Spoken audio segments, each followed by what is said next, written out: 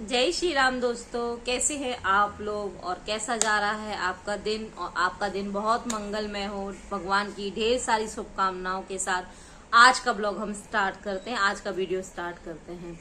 और आज की मेरी खबर बताऊं तो थोड़ा सही दिन नहीं चल रहा है, क्योंकि छोटी बेटी आन्या है, उसकी तबीयत ठीक नहीं चल रही है और तबीयत में भी डेंजर प्रॉब्लम, यानी कि उसको मीजल्स निकला है। अभी पितृपक्ष में उसको मीजल्स, जिसे हमारे हिंदी लैंग्वेज में माता आना कहते हैं, वो उसको छोटा छोटा आया है। और आपको पता है उसमें बहुत तकलीफ होती है, छोटा या बड़ा हर एक इंसान को तकलीफ होती है। और छोटे को ज्यादा तकलीफ, जब बच्चा होता है तो उसके ऊपर ज्यादा तकलीफ होती है। उसे खाने में भी प्रॉब्लम हो रहा है, कुछ भी चीज वो चबा कर नहीं खा पा रही, मतलब लिक्विड ही ले रही है। जैसे उसको दूध दे रहे हैं, दूध बिस्किट या दलिया या खिचड़ी, यही सब खा पा रही है। और ये कल रात को ही हुआ अचानक से, और सुबह देखा तो उसके पूरे घुटने में, हाथ में, पीठ पे, गले पर अभी तक बाहर दिख रहा है। लेकिन जिस तरीके से वो खा नहीं पा रही है, उसके मुंह में भी प्रॉब्लम लग रहा है मुझे। तो एक बहुत बड़ा अभी टेंशन तो नहीं कहूंगी, हमारे यहाँ तो इसे संस्कृति से जोड़ा जाता है। तो मैंने सब पूजा पाठ करके माता को नहलाकर वो पानी उसको लगा दिया है, पानी पिला दिया है। और कोई छौंक वगैरह नहीं लगा रहे हैं घर में, थोड़ा सा परहेज कर रहे हैं। आज ही से स्टार्ट हुआ तो अभी से किया है। और बस मेरी भी पूजा पाठ हो गई, आज मैं मंदिर नहीं गई। वैसे भी मैं बुधवार के दिन मंदिर नहीं जा पाती हूँ ज़्यादातर, क्योंकि मंगलवार को व्रत रहता है, तो बुधवार के दिन बीपी इतना लो हो जाता है कि घर की पूजा पाठ काम काज करते करते ही मैं बिल्कुल डाउन हो जाती हूँ। तो मुझे कुछ ना कुछ खाना पड़ता है, और खाने के बाद मैं मंदिर नहीं जाती हूँ। तो कोई बात नहीं, एक आध दिन तो भगवान भी एडजस्ट कर ले। तो वैसे भी बेटी की तबीयत ठीक नहीं थी, इसलिए भी नहीं। तो सभी लोग मुझे पूछते हैं, मेरे वीडियो के नीचे कमेंट्स आते हैं कि दीदी आपने महादेव जी को भी बहुत मानते हो, जल चढ़ाते हो, तो महादेव जी का कोई एक्सपीरियंस आपके साथ शेयर करो। तो मैं महादेव जी का क्या एक्सपीरियंस आपके साथ शेयर करूं। महादेव जी ने ही स्टार्ट किया है मुझे पूजा पाठ से जोड़ना। भोलेनाथ की ही कृपा से मैं अपने बजरंगी दादा से मिली हूँ। और मैं आपको क्या ही उनकी कृपा बताऊं। उनकी कृपा के तो कुछ गुणगान करने बैठूंगी तो मेरी पूरी जिंदगी कम हो जाएगी। दोनों ही महादेव और बागेश्वर बालाजी या बालाजी हनुमान जी मेरे बहुत ही सब कुछ है। मेरे पिता भी हैं, भाई हैं, सब कुछ है। उन्होंने मेरी जिंदगी के उस समय में मेरा साथ दिया है, उस समय से मुझे बाहर निकाला है जब शायद अगर मैं बोलूं कि मेरी जिंदगी खत्म के दौर पे थी, यानी मैं खत्म हो जाती शायद, अगर प्रभु मेरा हाथ ना थामते, महादेव मेरा हाथ ना थामते। तो ये आपको जैसे कि मैंने बताया, अपनी ट्विंस प्रेगनेंसी भी मैंने आपके साथ शेयर की है कि मेरे जुड़वा बच्चे कैसे आए थे और कैसे खत्म हो गए। आपको पता है उनके खत्म होने के बाद 20 लाख का बिल बना था, 20-22 लाख का बिल बना था। और हम सारी जमा पूंजी खत्म हो गई थी, सब कुछ। और हस्बैंड का काम भी बंद था, क्योंकि कोरोना टाइम से ही उनकी कंपनी मतलब बंद हो गई थी। बंद तो नहीं, लेकिन मतलब उसके 70% जो कार्यकर्ता थे वो सब निकल गए थे। तो थोड़े ही लोग, क्योंकि काफी हद तक आर्थिक स्थिति में कोरोना में काफी लोगों को वैसे भी असर तो हुआ ही था। तो उसमें मेरे हस्बैंड भी थे और मेरा भी, क्योंकि प्रेगनेंसी जर्नी, फिर हेल्थ, फिर बच्चों का जाना, तो उस वजह से मेरा भी जो काम धंधा था, जैसे कि मैं बिजनेस करती थी, थेरेपी सेंटर चलाती थी, तो मेरा भी वो सब बंद। तो आय के पूरे साधन खत्म हो गए थे। 20 लाख रुपए, आप समझते हैं मुंबई में रहकर रहना, खाना पीना, बच्चे पालना और फिर सेविंग करना कितना मुश्किल काम है। तो वो हमारी सेविंग थी जो पूरी ही खत्म हो गई। उसमें से कुछ इंश्योरेंस से मिला, फिर उसके बाद 2-3 साल बिना काम के घर चलाना भी अब बहुत मुश्किल हो गया। मेरे हस्बैंड को मतलब जब बच्चे आए थे तब पैसा काफी अच्छा था, बच्चे के जाने के बाद बहुत लॉस हो गया था हर तरह से, चारों तरफ से।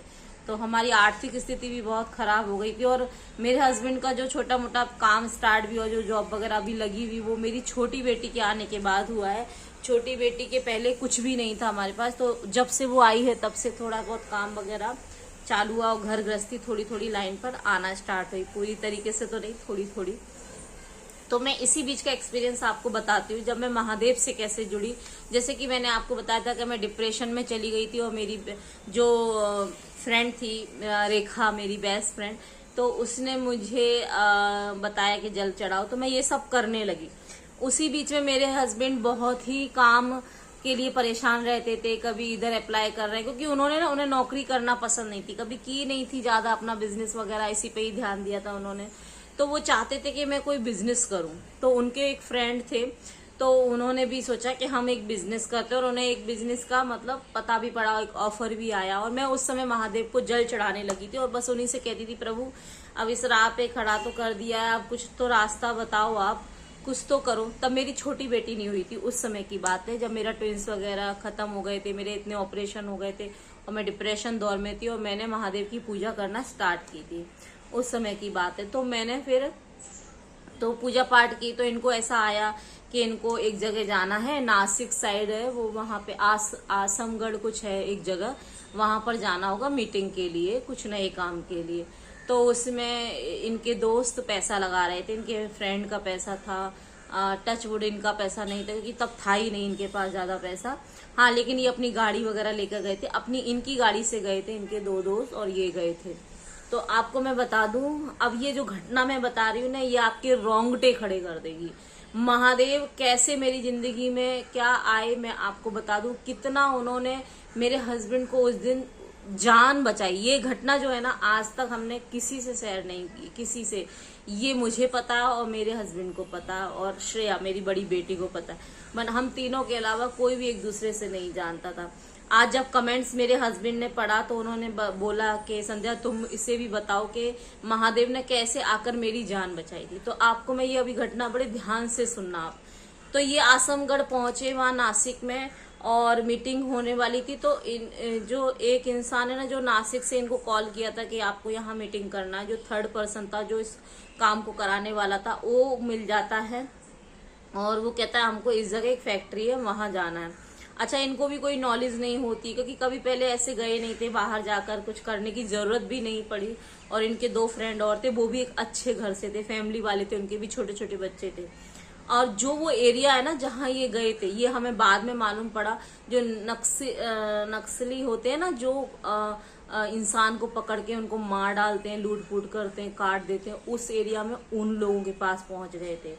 जब गाड़ी चल रही थी तो इन्होंने मुझे कॉल किया, ये उस जगह जब जा रहे तो इन्होंने मुझे कॉल किया कि मैं जा रहा हूँ, ठीक है, तो तुम मतलब भगवान से प्रार्थना करना कि कैसे भी काम हो जाए और हमारा कुछ जिंदगी फिर से शुरू हो। तो मुझे ना थोड़ा सा, जब ये सुबह जा रहे थे ना, तो ही मुझे पता नहीं क्यों ऐसा भारी भारी लग रहा था। कहते ना, जब आप पूजा पाठ करते हो ना, तो प्रभु आपको अंदेशा देते हैं। आप अगर अच्छे से ध्यान से करते हो पूजा पाठ, अगर प्रभु से दिल से जुड़े हो, तो वो आपको अंदेशा देंगे कि क्या गलत है, क्या सही है, क्या नहीं है। तो मैंने इनसे कहा कि ना इन्होंने मुझे फोन किया, मैं जा रहा हूँ और अब काम होगा और हमारी जिंदगी और अच्छी हो जाएगी, ऐसा वैसा इन्होंने मुझे बोला। क्योंकि ये तो खुश थे, देखिए जिसके पास काम नहीं होता उसे काम मिलने वाला हो तो वो बहुत खुश होता है।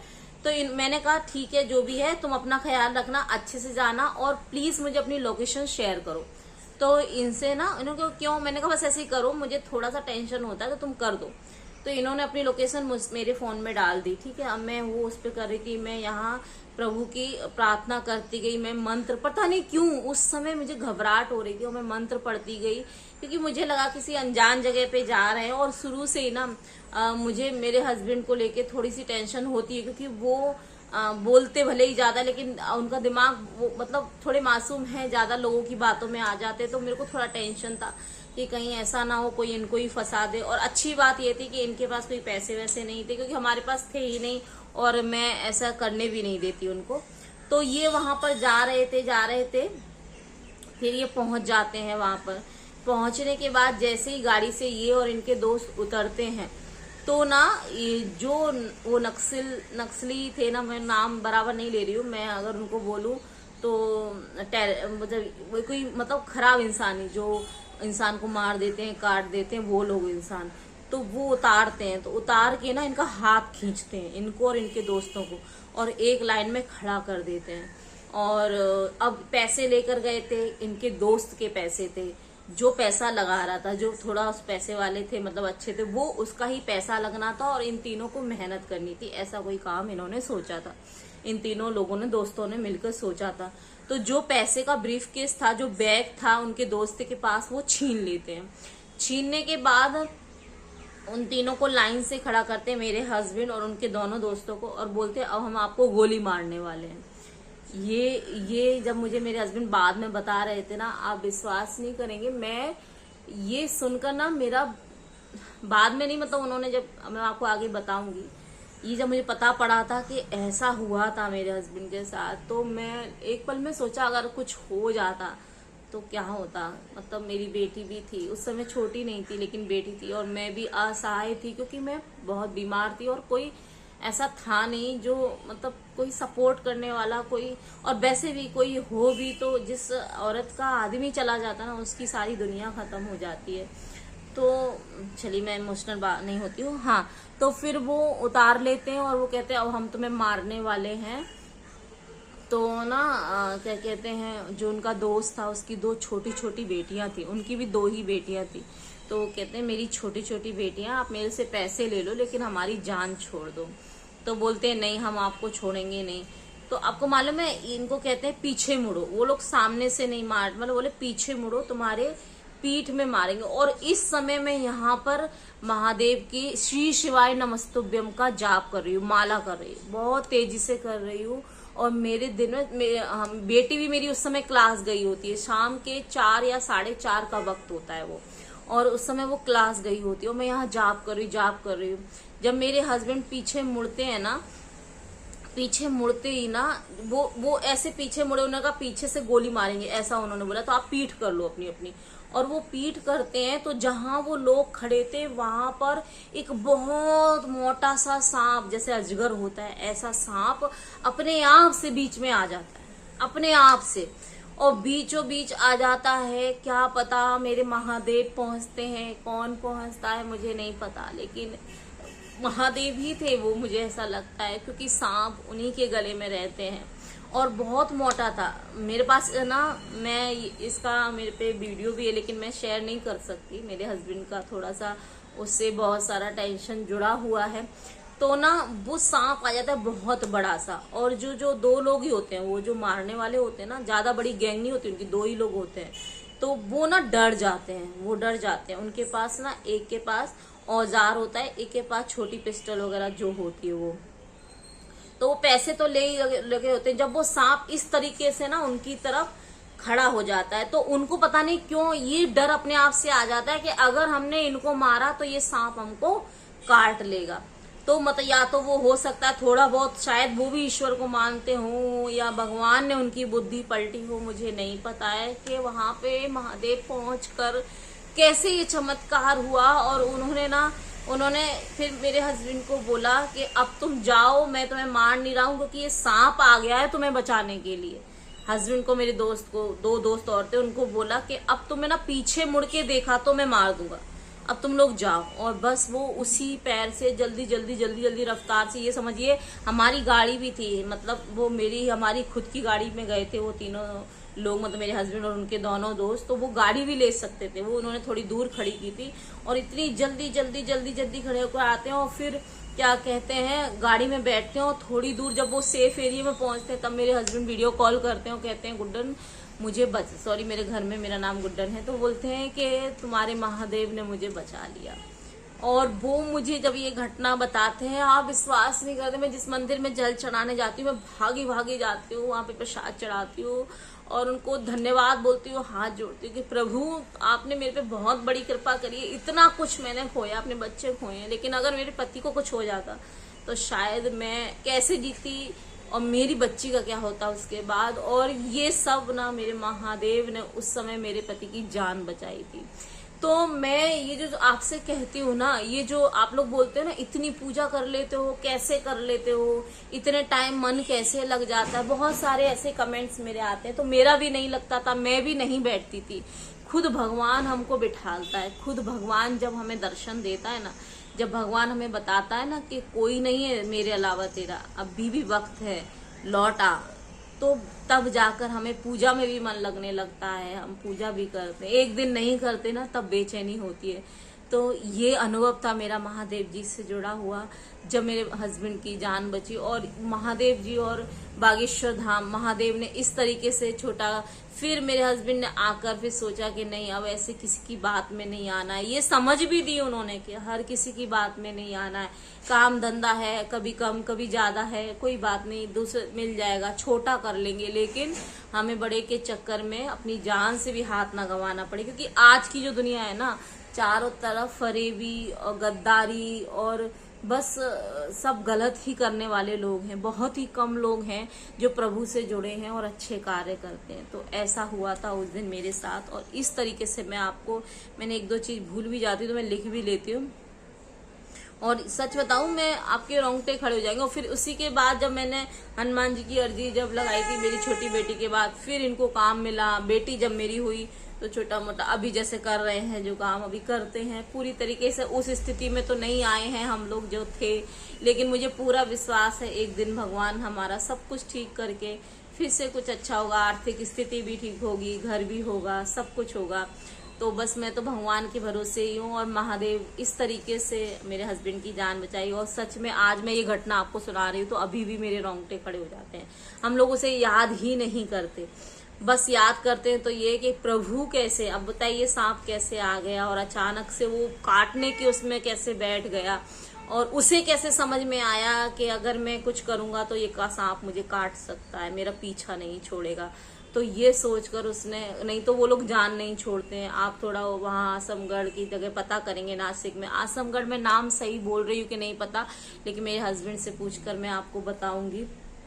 और इसकी कंप्लेन वगैरह भी की हस्बैंड के दोस्तों ने, लेकिन वहां पर जब कंप्लेन करने गए वहां पर, क्योंकि वहां ही का ये घटना था, तो बोलते हैं यहाँ हर रोज ये केस होते हैं। जो पुलिस इंस्पेक्टर थे जो थाने में, उन्होंने बोला कि तुम कितने भाग्यशाली हो, तुम्हें पता नहीं है कि वहां से कभी कोई बच के आया ही नहीं। कभी किसी की गर्दन काट दी जाती है, कभी किसी की गोली मार दी जाती है, कभी कुछ कर दिया जाता है। तो ये सुनकर तो मेरे पैरों को, आज तक ना मैंने उसके बाद इनको फिर उस एरिया में जाने ही नहीं दिया। मैंने कहा नहीं, अब नहीं जाना है।